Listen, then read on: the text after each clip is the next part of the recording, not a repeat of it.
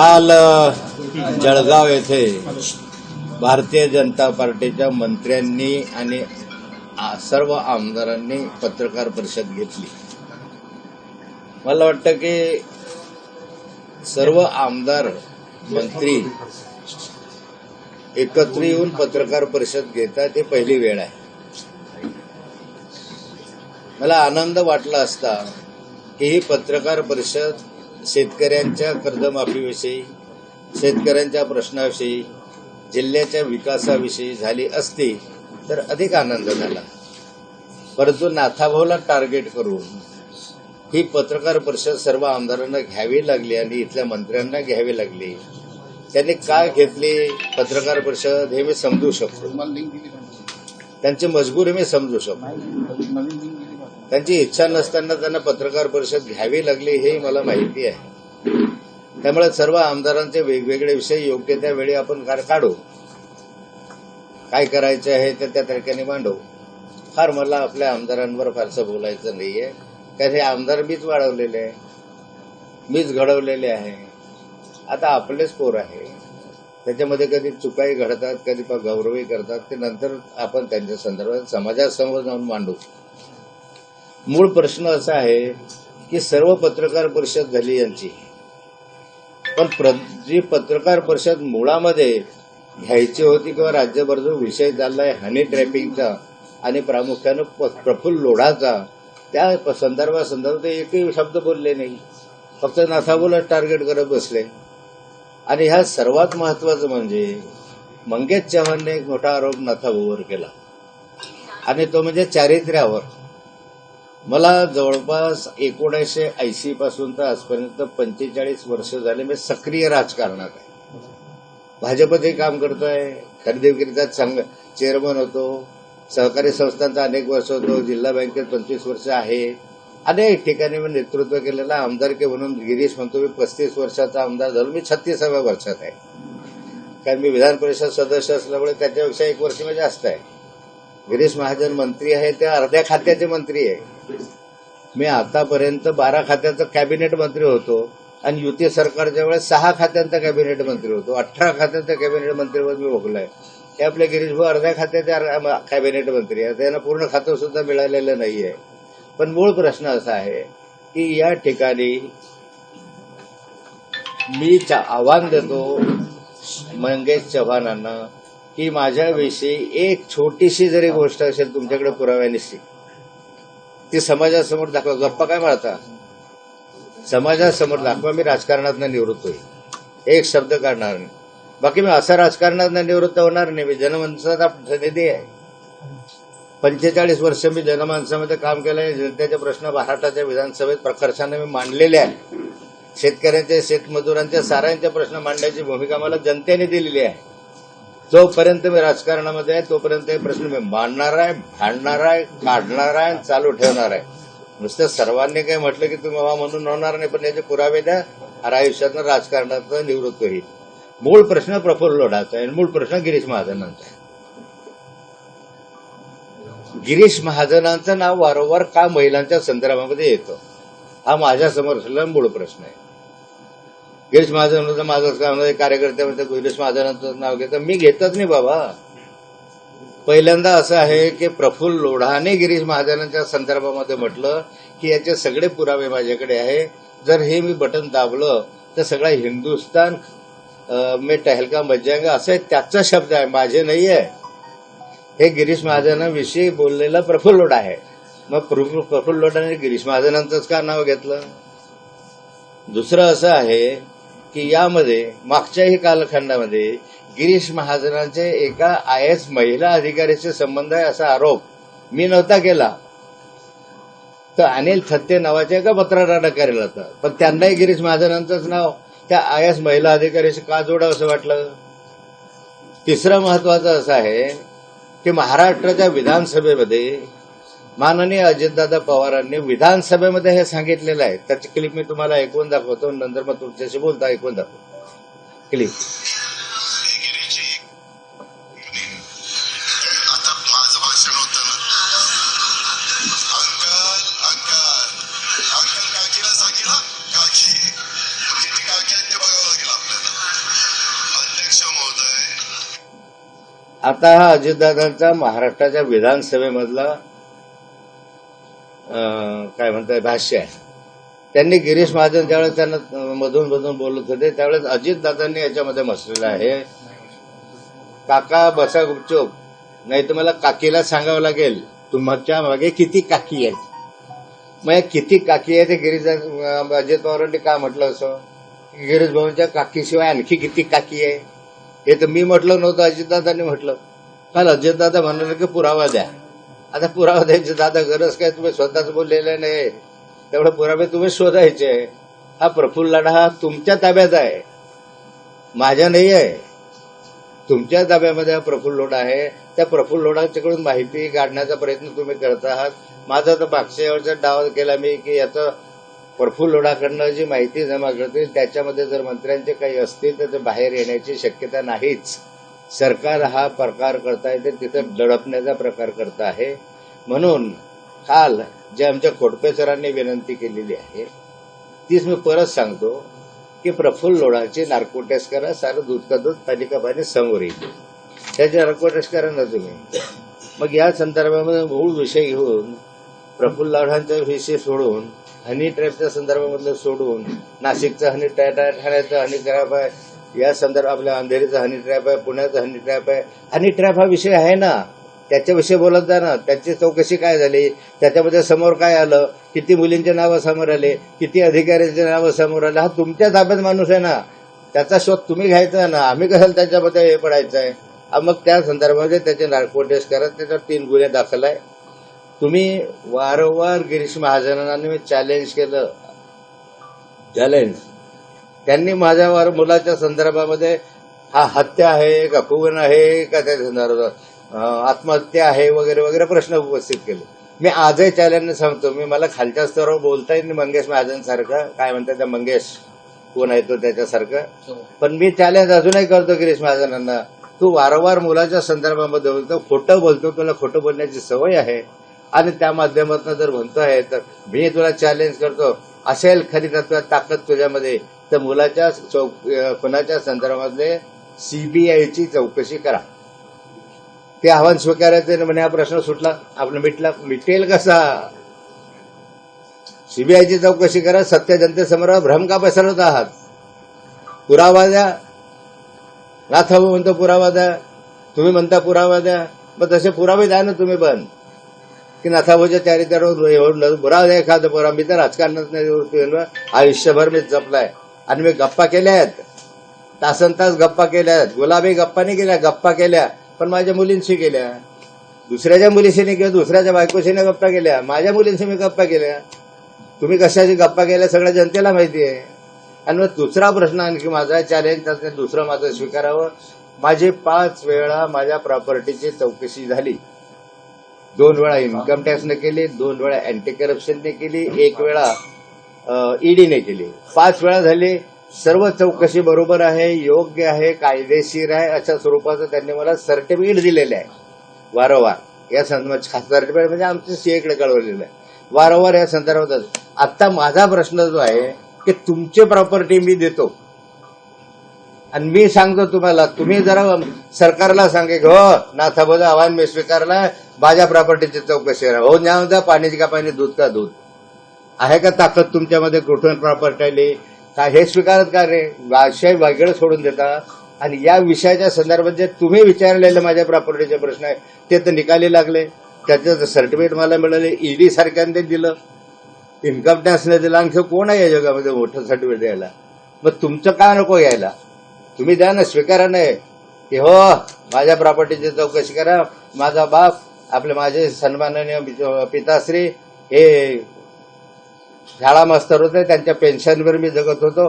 माझा काहीही उद्योग नाही. आजही गिरीश महाजनचा काहीच उद्योग नाही, काही नोकरी आहे, व्यवसाय आहे, काही नाही आहे. माझा काही उद्योग नाही आहे. माझ्याकडे कुठलंही उत्पन्नाचं साधन नाही. तर कोट्यावधी रुपयाची प्रॉपर्टी माझ्याकडे, याची खुली चौकशी करा असं आव्हान स्वीकारा. गिरीश महाजनवर एक शब्द मी बोलणार नाही.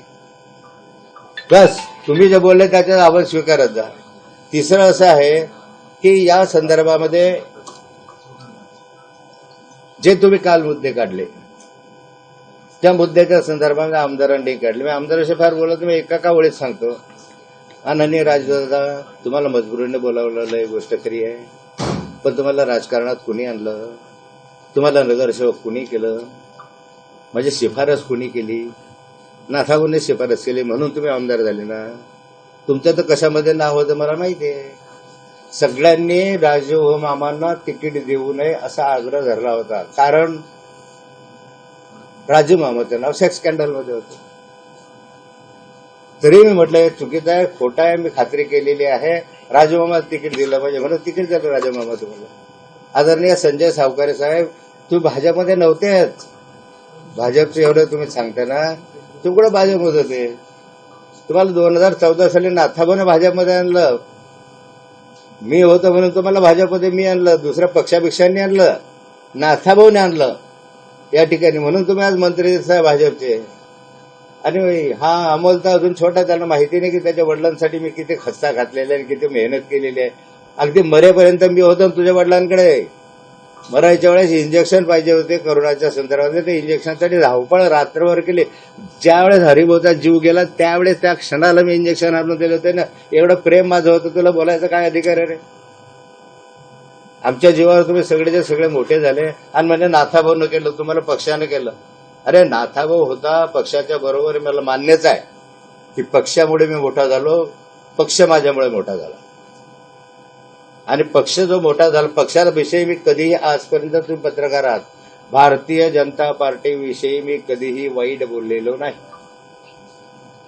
माझा आला तो व्यक्तिगत प्रश्न आला, मी त्या संदर्भात व्यक्तिगत बोललो असेल, तर भाजपविषयी किंवा भाजपच्या वरिष्ठ नेत्यांविषयी एक शब्दानं आजपर्यंत बोललो असेल तर थोबाडीत मारा माझ्या. तुम्ही का अंगावर येता पक्ष म्हणून?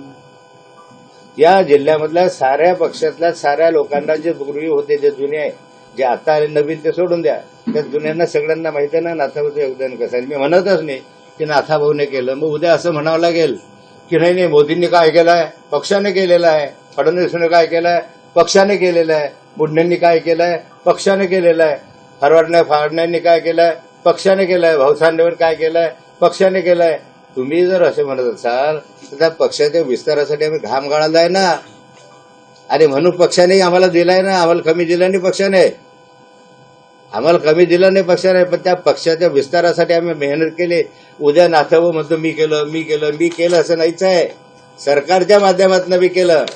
विकासावर जर यायचं असेल, तुम्ही काल विकासावर बोललात, तर विकासावर यायचं असेल तर या जिल्ह्यामध्ये जो काही विकास दिसतो इरिगेशनचा, तो नाथाभाऊने या ठिकाणी तापी सिंचन विकास महामंडळ स्थापन केलं म्हणून धरणं झाले. आधी गिरीशच्या मतदारसंघात अलीकडे जे धरणं झाले असतील, एक सुद्धा धरण गिरीश महाजनने केलेलं नाही, एक सुद्धा.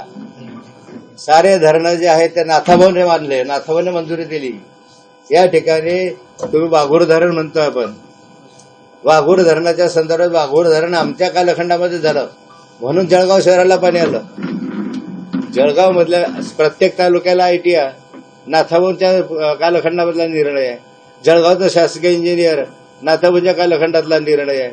जळगावला कृषी महाविद्यालय म्हणजे शासकीय कृषी महाविद्यालय नाथाभाऊच्या कालखंडामध्ये झालं. अनेक प्रकल्प माझ्या कालखंडामध्ये सरकारच्या मदतीनं मी केले. पण नाथाभाऊ होता म्हणून तापी महामंडळ झालं नाकारता येईल का? गिरीशभाऊ होता म्हणून काय झालं?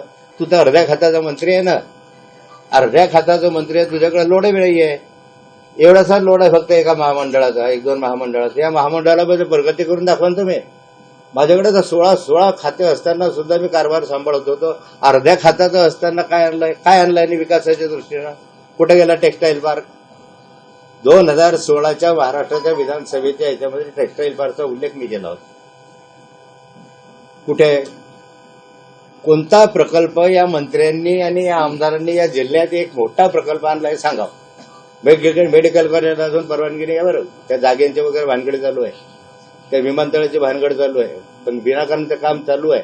मी त्याच्यावर जात नाही, झालं पाहिजे अशी माझी इच्छा आहे. पण मला सांगा की एवढे मंत्री एकत्र येतात, एक प्रकल्प सांगे. हो नाथाभाऊ, तू काय सांगतोय की वाघूरचं धरण बांधलं, अंजनीचं धरण बांधलं, गुडचं धरण बांधलं, 40गावचे सगळे धरणं बांधले, सगळे धरणं त्या कालखंडात मंजुरी दिली. आम्ही हे केलंय, एक धरणाची मंजुरी दिली आणि या धरणाचं काम पूर्ण करून दाखवलं असं म्हणून दाखवा बरं.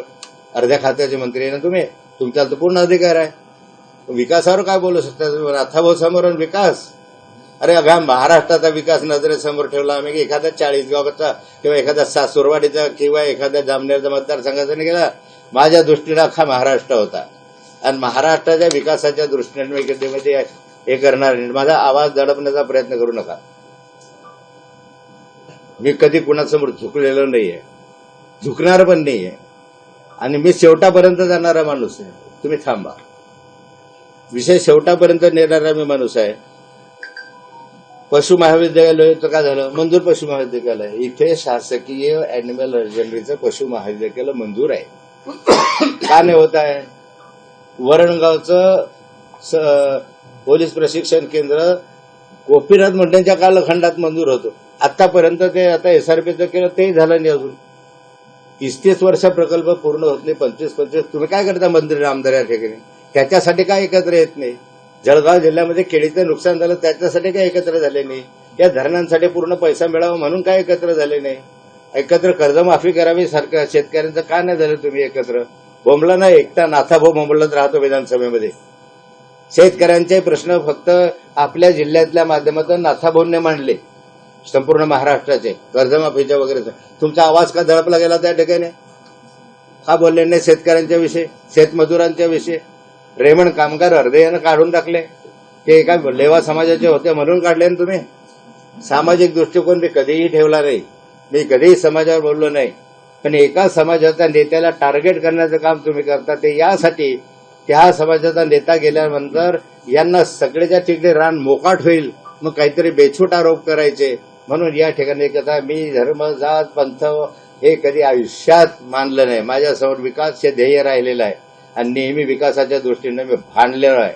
हे काम माझं पुढेही मी चालू ठेवणार आहे. अशाच ठिकाणी मला फार बोलायचं नाही यावेळेस, पण मी एवढंच सांगणार या ठिकाणी की गिरीश भाऊंनी माझे चॅलेंज स्वीकारावे. जा स्वतःच्या प्रॉपर्टीची चौकशी करायचं चॅलेंज स्वीकारा.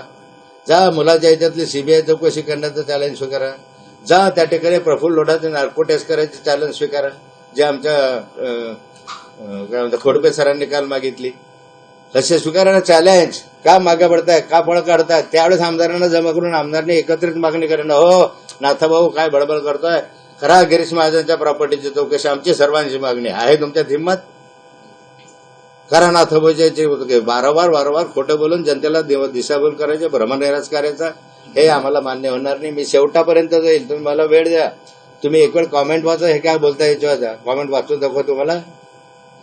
इतक्या घाणेरड्या कॉमेंट्स आहेत त्याच्या संदर्भातल्या की तुम्हाला वाचून दाखवणं सुद्धा अवघड आहे. त्यांनी नुसत्या त्यांच्या बोलण्यावरच्या कॉमेंट्स फक्त वाचावं.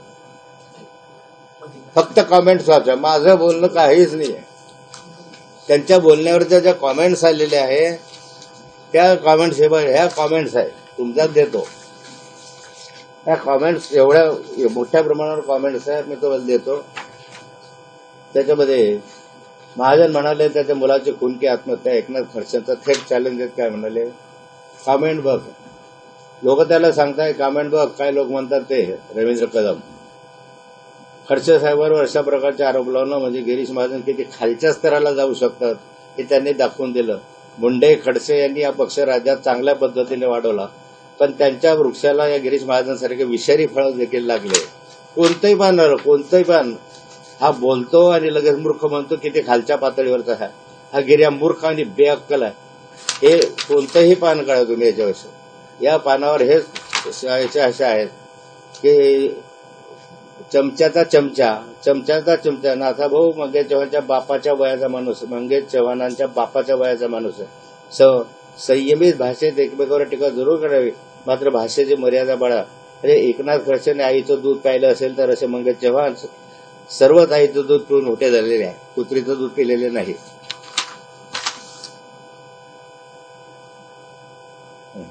एका वाघासमोर लांडग्यांची फौज जमावी लागते. बाप तर बापच असतो. बाकीचे अनेक आहेत आणि फेक अकाउंटच्या तुम्हाला दाखवतो. हे फेक अकाउंट आहे. ते कलर पक्षाच्यामध्ये फेक अकाउंट आमच्याकडे मी काढलं. हे फेक अकाउंट. आता ह्याच्यात आहे माझ्या विषयाच्या टीका आहे त्याच्यात हा की तुम्हाला आता जनतेपेक्षा स्वतःचं वर्चस्व जास्त महत्वाचं वाटतं. कोण म्हणताय? Angel queen beneath. Angel queen beneath एक मुलगी म्हणते. दुसरं, स्वतःच्या अपयशाचं खापर कायम दुसऱ्यावर फोडू नका. कोण म्हणताय? टेरेसा फ्लोरेस मुलगी म्हणते. संदीप देशमुख, महाजन हा चमडी चोर आहे. पूजा खाणार, खुर्चीसाठी कोणीही तोंड लावायला तयार, हाच तुमचा इतिहास. ही पण मुलगीच आहे. आता जेमना युजेस, सत्ता गेली की तुम्ही अचानक शुद्ध आणि प्रामाणिक झालात का? ही पण मुलगीच आहे. पुढे प्रबोध शर्मा, ह्या सगळ्या मुलींचेच नाव आहे. आता हे विलास गायकवाड, BHRचे पैसे द्या गिरीश भाऊ तुमच्या हातात असेल तर. ह्या फेक अकाउंटवरच्या माझ्या विषयात प्रतिक्रिया, पण त्याच्यातही त्याच्याविषयी चमडी चोर वगैरे म्हणतात. त्याच्यात त्यांचंच अकाउंट फेक आहे. माझं म्हणणं एवढंच आहे, जरा आत्मचिंतन करा आणि जेवढ्या खालच्या कॉमेंट्स आले असतील, जेवढ्या न्यूजपेपर आपल्या याच्यावर काय म्हणतात तुमच्या सोशल मीडियामध्ये, तेवढं फक्त वाचा. बाकी काय म्हणून त्याच्यातनं नाथाभाऊ कसा आहे आणि गिरीश भाऊ कसा आहे हे ज्ञान समाजाला झालेलं आहे, ते तुम्हाला पण होईल. बाकीचं मला आता याच्यावर काही बोलायचं नाही. पण मी 3-4 दिवसात आणखी येईल. हा विषय गिरीश भाऊ म्हणतात संपलेला आहे, पण हा विषय संपणार नाही जोपर्यंत प्रफुल्ल लोढा जेलमध्ये आहे. माझी वारंवार मागणी राहणार आहे की प्रफुल्ल लोढाची नार्कोटेस्ट केली पाहिजे. त्याच्या संदर्भामध्ये जे काही ते सत्य बाहेर आलं पाहिजे. तुमच्या ताब्यात आहे ना, तुमच्या ताब्यात असताना तर नार्कोटेस्टसाठी वाट कोणाची बघायची? तुम्ही पुरावे जमा कराल याच्यावर आता विश्वास जनतेचा राहिला नाही. कारण पुराव्यामध्ये मंत्री दिसतील, मंत्री दिसले तर बाहेर तुमचं बदनामी होईल. मग पोलिसच त्याला पकडतील, त्यावेळेस पुरावे जमा करतील. त्याच्यासाठी नार्को टेस्ट करा, सत्य समोर येईल. आणि जोपर्यंत लोढा प्रकरण चालू आहे तोपर्यंत तुमच्यासमोर आम्ही हीच मागणी करत राहणार. भाऊ, तुम्ही जसं म्हटलं होतं फेसबुकला, सोशल मीडियामध्ये, की लोढाजी माझ्याशी सांगत होते ते गिरीश महाजन यांचे गुलाबी गप्पा सांगत होते. मंगेश चव्हाणांनी तुम्हाला असं खुलं आव्हान दिलेलं आहे की मलाही मुक्ताईनगरच्या काही लोकांनी तुमच्या गुलाबी गप्पा सांगितलेल्या आहेत आणि मी मुक्ताईनगरमध्ये येऊन ते पुराव्यासकट सांगू माझं आव्हान स्वीकारावं. मी माझं आव्हान आहे मंगेश चव्हाणला की एक छोटासा जरी त्याने पुरावा दाखवला या ठिकाणी राजकारणातलं निवृत्त होईल. मी गप्पा मारल्या ना नाही, थोडं सांगितलं की मी गप्पा मारल्या नाही, पण माझ्या मुलींसोबत मारल्या. मी हवेत गप्पा नाही मारल्या, मुलींसोबत गप्पा मारल्या. तुझ्याजवळ पुरावा असेल तर मी असं म्हणू शकत नाही ना तुझ्या माईचं दूध प्यालेलं, असे खालचे शब्द मी वापरू शकत नाही. तू जो वापरतो ते त्याने आणावे, सांगावे की ना तो हे असं आहे. आता हे प्रश्न मी सुरू केलेलेच नाही, प्रफुल्ल लोढाने सांगितलंय की गिरीश महाजनचे माझ्याकडे हे, मी बोलतच नाहीये. तुम्ही माझ्या एवढ्या अंगावर माझ्या काय येत आहे? जाणं प्रफुल्ल लोढाच्या अंगावर. कुणीतरी तुम्हाला दाबलं म्हणूनच पत्रकार परिषद घ्यावी लागली की नाही? कुणीतरी झपकवलं यांना. मला भाजपच्या काही मोठ्या पदाधिकाऱ्यांनी सांगितलं, नाथाभाऊ खूप शिव्या घातल्या, ते काय तुम्ही का बोलत नाही, कुणी का बोलत नाही, मी एकटाच बोलतो, माझ्या अंगावर येतं आणि तुम्ही काय करता, जा. मग आता त्याच्यानंतर दुसऱ्या दिवसात सगळे बोलायला लागले. आणि त्या प्रकरणात जर आपण बघितलं एकंदरीत तर सगळ्या गोष्टी म्हणजे ज्या आहेत त्या अशा पडद्या आडच आहेत. उघडपणे काहीच समोर आलेलं नाही की हनी ट्रॅपची तक्रार दाखल झाली आहे, 2-2, 3-3 गुन्हे दाखल झाले, परंतु तो हनी ट्रॅप कशा स्वरूपाचा होता हे अद्यापही पोलीस म्हणजे सांगत नाहीये किंवा माध्यमांसमोर येत नाही. पोलिसांनी सांगितलं पाहिजे ना उघडपणे, नाही तर नेहमी पत्रकार परिषद घेतात पोलीस. पत्रकार परिषद घ्यायचं नाही तर पोलिसांनी हे सगळे माहिती ओपन केले पाहिजे की खरं काय वस्तू ते सांगा ना. 3-3 FIR दाखल झाले, त्याला 15-15 दिवस होऊन राहिले. 15 दिवसामध्ये काय प्रोग्रेस झाली, काय चौकशी झाली, काय जप्त केलं, काय तथ्य आहे, हे तर पोलिसांनी सरकारने जाहीर केलं पाहिजे याच्या संदर्भामध्ये. ते मला म्हणतात की जळगावमध्ये सेक्स स्कॅन्डल झालं आणि बदनाम केलं. कशाचा बदनाम केलं? 14 वर्ष शिक्षा झाली. सेक्स स्कॅन्डलच्या संदर्भात जेव्हा काढलं 1760 गोष्टी बाहेर आल्या, 30-35 मुलींना न्याय मिळाला. जवळपास त्या याच्यामध्ये 7-8 गुंडांना 14-14, 12-12 वर्ष, 6-6 वर्ष शिक्षा झाली. काढलं नसतं तर झाले नसते. महानगरपालिकेचा भ्रष्टाचार काढला, सुरेश जैनला बदनाम केलं असं म्हणतात. अरे अजून तुम्ही जेलमधून बाहेर आले नाही ना. गुलाबराव देवकर जेल भोगली ना त्या प्रकरणात. सत्य आहे म्हणून भोगली की नाही? अजूनही आहे ना, शिक्षेला स्थगिती आहे. मी काढलं नसता तर भ्रष्टाचार पचला असता की नाही? अजून तर 3 भ्रष्टाचार बाहेर निघायचे विमानतळाचा वगैरे वगैरे. त्याच्यात अजून चौकशा सुरू व्हायच्या, सुटणार नाही आहे. जे नाथाभाऊ मागे लागला त्याच्यामधून जे काही आहे ते सत्य बाहेर आलं. मग ते जळगाव महानगरपालिका तो सेल स्कॅन्डल असो, याच्यामधूनही प्रफुल्ल लोढाने काय तुमच्याकडे दिलं, काय निघालं, सरकारने जाहीर करावं, म्हणजे हा विषय संपेल. काल त्यांनी पत्रकार परिषदेमध्ये काही गुन्हे नाकाबंदी जबरदस्ती दाखल केलेले आहेत. आतापर्यंत पदाधिकाऱ्यांना संपवण्याचं काम, भाजपाच्या पदाधिकाऱ्यांना असतील यांना संपवण्याचं काम एकनाथ खडसेंनी केलेलं आहे आणि एकनाथ खडसेंचं हे काम असंच असतं असं त्यांनी पुरावे सकट दाखवलेले आहेत. कोणत्या पुराव्या? की कोणाकोणावर गुन्हे दाखल केलेले कोणाकोणावर सांगा ना तुम्ही, कोणाकोणावर?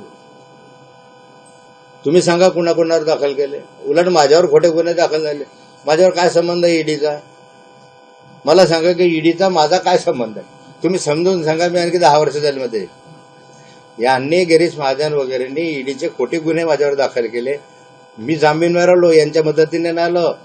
महाराष्ट्राच्या देशामध्ये पहिलं उदाहरण आहे की नाथाभाऊ आणि त्याचे मिसेस हे अटक न होता मला सुप्रीम कोर्टानं जामीन दिलाय. पहिलं उदाहरण आहे.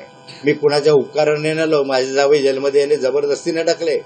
काय संबंध नसता एका चांगल्या माणसाला अडकवण्याचा प्रयत्न केला यांनी. अडकवायचं असतं तर यांच्या जावयांच्या बरोबर कशा प्रॉपर्टी आल्या, कुठून आल्या, याची उत्तरं का मिळत नाही? मी कधीही कुणावर अन्याय केला नाही.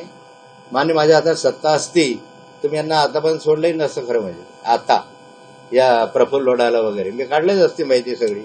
पण सत्तेच्या जोरावर हे प्रफुल्ल लोढाकडची माहिती दडवतात असा माझा संशय आहे. तो बघायला गेलं तर जे प्रफुल्ल लोढा आहे अद्यापही भाजपाचे कार्यकर्ते म्हणून मानले जाते. अद्यापही त्यांच्याकडे भाजपचं आता गिरीश महाजनांनाच प्रश्न मी विचारतो की प्रफुल्ल लोढा दारुडे आहे, प्रफुल्ल लोढा नालायक आहे, प्रफुल्ल लोढा चोर आहे, प्रफुल्ल लोढावर लासलगावला 30 लाख का 25 लाख खंडणी देण्याच्या संदर्भातला गुन्हा दाखल आहे.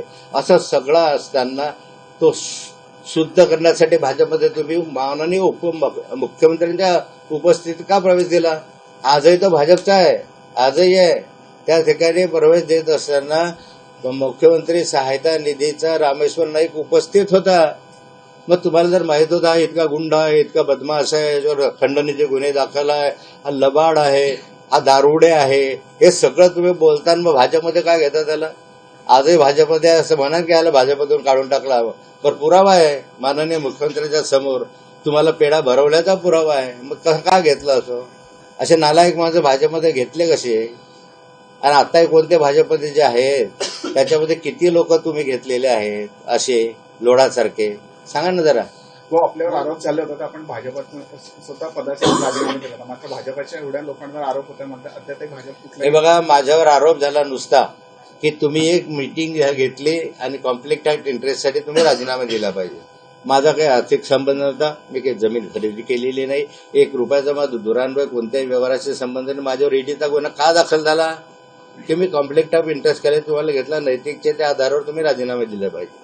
मला वरिष्ठांकडून फोन आला, नैतिकतेच्या आधारावर तुम्ही फोन. मी विचारलं कशासाठी? नाही बोला आपका नाम आ गया कॉन्फ्लिक्ट ऑफ इंटरेस्ट में. अच्छा नहीं है, पार्टी के लिए, पार्टी बदनाम हो जाएगी, आपको राजीनामा देणार. मी अर्ध्या मिनिटात राजीनामा देऊन मोकळा झालो मंत्रिपदाचा. पण आता जर चित्र पाहतोय तर भाजपमधले जेवढे काही दिसत असतील तुम्हाला ते कसे आहे ते तुम्हाला माहिती आहे की आता ज्यांच्यावर ईडीच्या कारवाया झाल्या, ज्यांच्यावर 70,000 कोटी भ्रष्टाचाराचा आरोप मी आणि देवेंद्र फडणवीस साहेबांनी केला, ज्या विखे पाटलांवर आम्ही ईडीचे गुन्हे दाखल केले, सरनाईकांवर ईडीचा गुन्हा दाखल झाला, किती नावं घेऊ तुम्हाला? हे सगळे पवित्र झाले ना. फक्त नागपावचा अपवित्र होता ज्याने कॉन्फ्लिक्ट ऑफ इंटरेस्ट केले. द्या ना राजीनामे. एवढे आरोप होत आहे तर रमीचा आरोप होता का राजीनामा देत नाही? आता नैतिकच्या आधारावर गिरीश भाऊ तुम्ही पण राजीनामा द्यायला पाहिजे ना. नंतर या कामावर शुद्ध झाल्यानंतर अथावर दिलाच की नाही राजीनामा? मग हे चॅलेंज स्वीकारत जा. अशा फालतू काय गोष्टी सांगता? 45 वर्ष राजकारणात मी आहे. अरे तुम्ही 35 वर्ष आमदार आहे, मी 36 वर्ष राहिला. तुम्ही अर्ध्या खात्याचे मंत्री आहे, मी 18 खात्यांचा कॅबिनेट मंत्री राहिलेलो. तुम्ही तर अर्ध्याच खात्याचे मंत्री आतापर्यंत. पुरं खातं सुद्धा नाही मिळालं नाही यावेळेस. एक महामंडळ हो गया कॅबिनेट. एकनाथ खडसे थेट हा आव्हान आहे का आपला? गिरीश महाजनला थेट हा आव्हान आहे आपलं राजीनामा? नाही, माझं काही आव्हान नाही. माझे ते आव्हान सांगितले मी तुम्हाला सांगितले. वारंवार मी सांगितले तेच आव्हान त्याने स्वीकारावे आणि त्यांना सांगा स्वीकारा तुम्ही. मंगेश चव्हाणांनी मीटिंग कालच्या मंगेश सगळ्या चव्हाणांनी आमदारांचा एक सूर टायमिंगनुसार होता की या वादामध्ये विकासाकडे दुर्लक्ष होतंय, जिल्ह्याचं नुकसान होतंय. 2 बड्या अरे मी तर विरोधी पक्षाचा एकटाच माणूस आणि मी कोणता विकासाकडे दुर्लक्ष करणार आहे? तुम्ही सगळे सगळे सगळे म्हणता आमच्या संस्था आमच्या आहे, सारे आमदार तुमचे आहे, सारे खासदार तुमचे आहे, केंद्रीय मंत्री तुमचे आहे. विकासाकडे मी दुर्लक्ष करतो का सत्तेमध्ये लोक दुर्लक्ष करतात? मी तर माझा विरोधी पक्ष म्हणून भूमिका वाजवतो. आमच्या धरणांना पैसा द्यावा, आमच्या शेतकऱ्यांचं कर्जमाफी करावा, 7-12 कर्ज माफी करावा, शेतकऱ्यांना युरिया मिळावा, शेतकऱ्यांना वीज मिळावी, गोंधळ गडबड कायदा सुव्यवस्थेच्या संदर्भातले असतील, नार्कोटिक्सच्या संदर्भामधले असतील. 40गावला आता नार्कोटिक्स पकडलं, पण मागच्या 15 दिवसापूर्वी पकडलं तर नार्कोटिक्सचा माल गेला कुठे? या संदर्भात प्रश्न विधानसभेत विचारतो ना मी. माझं विरोधी पक्षाचं काम करतो. तुम्ही सत्ताधारी लोकांनी केलं म्हणजे सावकार साहेब एखादी सूतगिरणी उभी करा, एखादं टेक्स्टाईल पार्क आणा, आम्ही स्वागत करू, सार हाल घालून सत्कार करू. काय शून्य काम आहे, शून्य. मंत्री असून त्याचा धडाधड निर्णय नाथाभाऊ घ्यायचा या जिल्ह्यासाठी. का निर्णय घेता येत नाही तुम्हाला? संजय सावकार आता त्या पदाचे मंत्री आहे त्या विभागाचे, आता 1 वर्ष झालं. वस्त्रोद्योग मंत्री आहे. मंगेश चव्हाणांनी काल थांबवा, एकनाथ खडसे आता साहेब बस झालं. सोयीचं राजकारण करतात. लोकसभेच्या वेळेस सुनेचा प्रचार केला आणि लोकसभा तसं पुन्हा पक्ष बदलला. असं दाखवावं की मी सुनेचा प्रचार केला. मंगेश चव्हाणांनी परत हे अशा गप्पा मारतात ना. मी तर घरीच होतो. मंगेश चव्हाणांनी परत एकदा असं म्हटलंय आपल्याला की तुम्ही म्हणतात की सतत तुम्ही मंत्रिपदावर असताना असा विकास केला, अशी कामं आणली जिल्ह्यातली.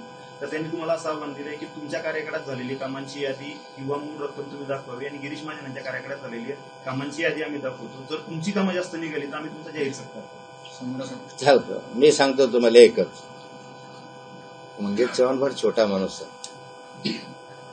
खरं म्हणजे त्याला एवढा भाव द्यावा अशी माझी इच्छा पण नव्हती. पण तुम्ही प्रश्न विचार, नाही तर तो कोण? नाथाभाऊ कुठे, तुम्ही कुठे? या जिल्ह्यामध्ये जे काही विकास झाला असेल त्या विकासामध्ये योगदान सरकारच्या मदतीने का होईना नाथाभाऊचं राहिलेलं आहे. एक धरण गिरणा धरण मी बांधलं. सांग एवढं गिरणा धरणाच्या किमती एवढं कोणतं धरण तुम्ही बांधलं? एक या ठिकाणी अंजनी धरण माझ्या कालखंडात झालं. गूळ प्रकल्प माझ्या कालखंडात झाला. 40गावचे 7 प्रकल्प माझ्या कालखंडात झाले. 40गावच्या 8 आपल्या जामनेरचे 8 प्रकल्प माझ्या कालखंडामध्ये सरकारच्या मदतीनेच मंजुरी मिळाली. त्या ठिकाणी जो कमानी तांडा आहे जामनेर मधला तो माझ्याच कालखंडामधला. पौर मधला जे देऊळगाव गोगडी नाला हा माझ्या कालखंडामध्येच पूर्ण झाला. मुक्ताईनगर उपसा सिंचन आमच्या कालखंडात मंजुरी दिली. जळगाव बोदवड आपलं पुरा काकोडा बोदवड उपसा सिंचन माझ्या कालखंडात झालं. वरणगाव उपसा सिंचन आमच्या कालखंडामध्ये मंजूर झाली. आता काम पूर्णत्वास आलेलं. शेळगाव बॅरेज आमच्या कालखंडातलं झालं. अंमळनेर बॅरेज आमच्या कालखंडातलं झालं. वाघोर धरण आमच्या कालखंडातलं झालं. गिरणा नाही झालं, गाभोर झालं. वाघोर धरण, सारंगखेडा, सुलमेडा, प्रकाशा सारे बॅरेजेस आमच्या कालखंडामध्ये झाले. सिंदखेड्याचे प्रकल्प आमच्या कालखंडामध्ये झाले. आमच्या किती आणखी तर मला पाठही नाही, मी तर विसरून नाही गेलो, इतके काम आहेत. आता याची बेरीज करा आणि एक काम असं गिरीशभाऊंनी सांगितलं, एक काम पूर्णत्वास 25 वर्ष गेले ना तुम्ही. 10 वर्ष मंत्रिमंडळात आहे, मी 2 वर्ष होतो.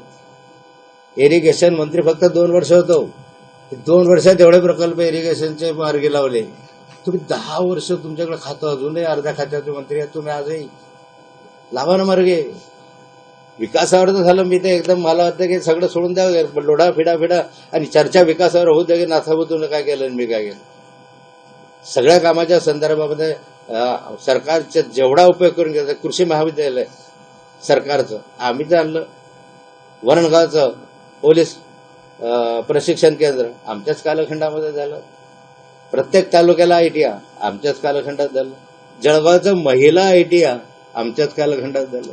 जळगावचं शासकीय इंजिनिअरिंग कॉलेज आमच्याच कालखंडामध्ये झालं. नाथाभाऊनेच पुढाकार घेतला सगळ्यांच्या गोष्टीला.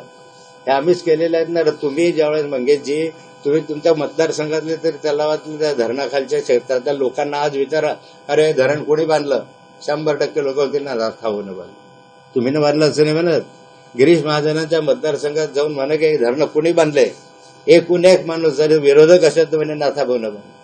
तुम्हाला काय पुरावा पाहिजे विकासाच्या संदर्भामध्ये? अजून तुम्हाला लक्षातही राहत नाही इतके विकास कामं त्या कालखंडात. पूल बांधले मोठे मोठे पूल झाले त्या काळात.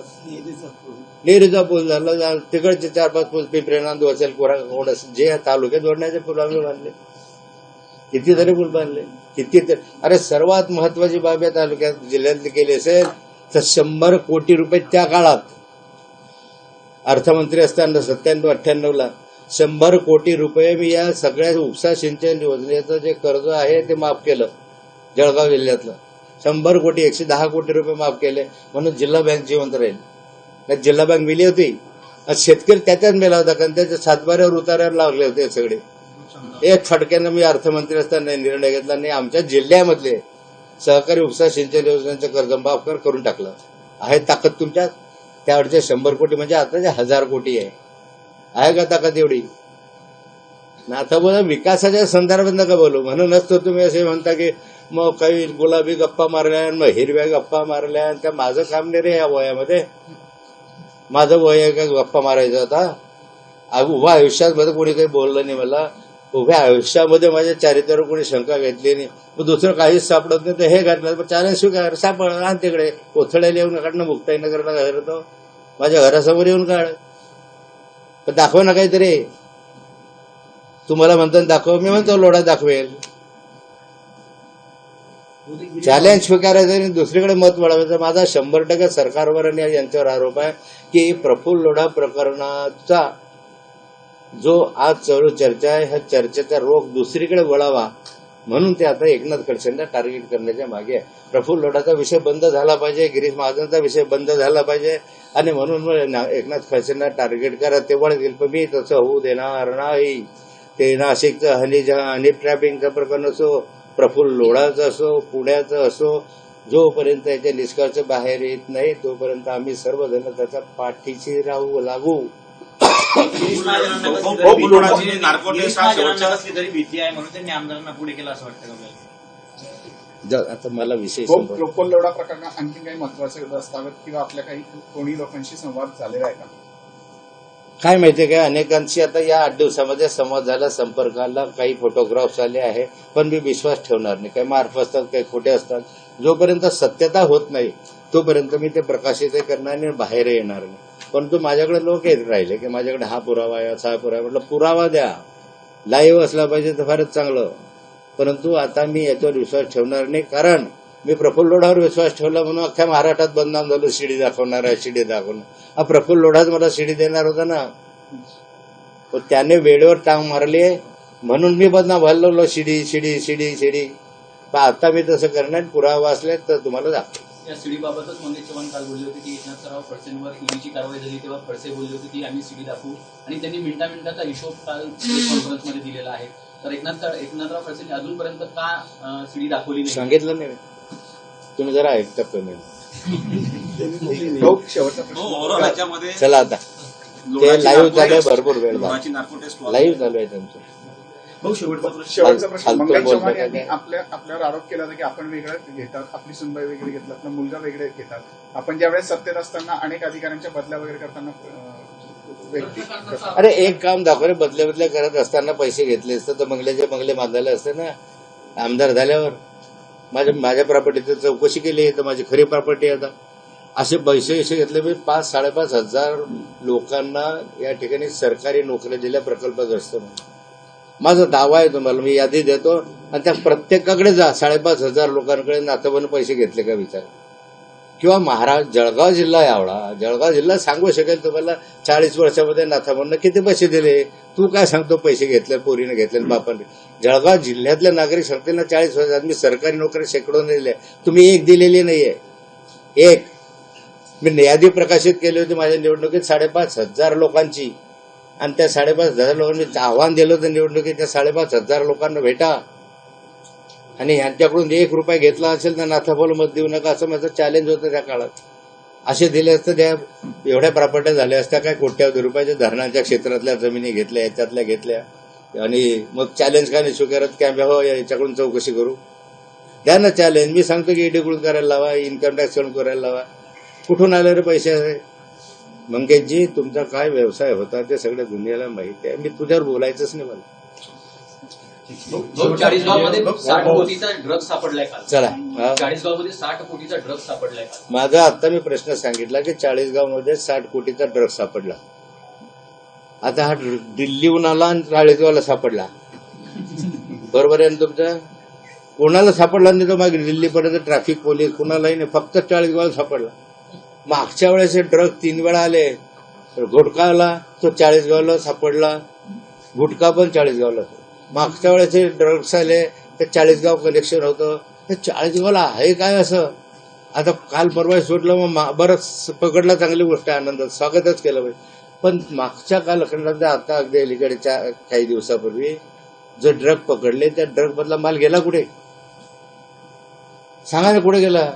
पोलिसांनी पकडला एवढं दाखवलं, पण ड्रगचा माल गेला कुठे? तो गायब झाला. त्याला 40गावला जसे प्रकार का घडत आहेत, मोठ्या मोठ्या प्रमाणावर 60-60 कोटीच्या कुछ तो कनेक्शन 40गाव में है.